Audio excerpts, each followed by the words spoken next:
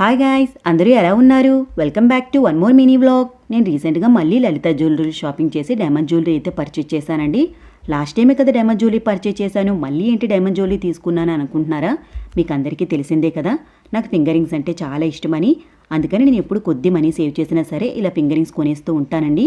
ఇప్పుడు కూడా అంతే. ప్రెజెంట్ డేస్లోనైతే గోల్డ్ ప్రైస్ బాగా పెరిగిపోతూ ఉంది కదా, మళ్ళీ తర్వాత పర్చేజ్ చేయగలమో లేదో అని చెప్పేసి నా దగ్గర సేవ్ చేసుకున్నామని కొద్దిగా ఉంటే ఫింగర్ రింగ్ పర్చేజ్ చేద్దామని లలిత జ్యువెలరీకి అయితే వెళ్ళానండి. అక్కడికి వెళ్ళాక చాలా ఫింగర్ రింగ్స్ అయితే చూశాను.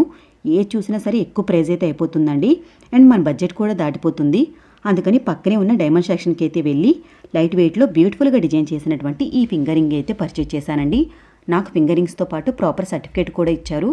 అందులో మనకి డైమండ్ రింగ్ ఎంత వెయిట్ ఉంది, అందులో ఎన్ని క్యారెట్స్ ఆఫ్ డైమండ్స్ ఉంటాయి అనేది క్లియర్గా అయితే వస్తుందండి.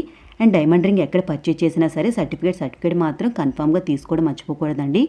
ఎందుకంటే మన ఫ్యూచర్లో ఈ రింగ్ని ఎక్స్చేంజ్ చేద్దామని అనుకుంటే మనకి ఇది చాలా యూస్ఫుల్ అయితే అవుతుందండి.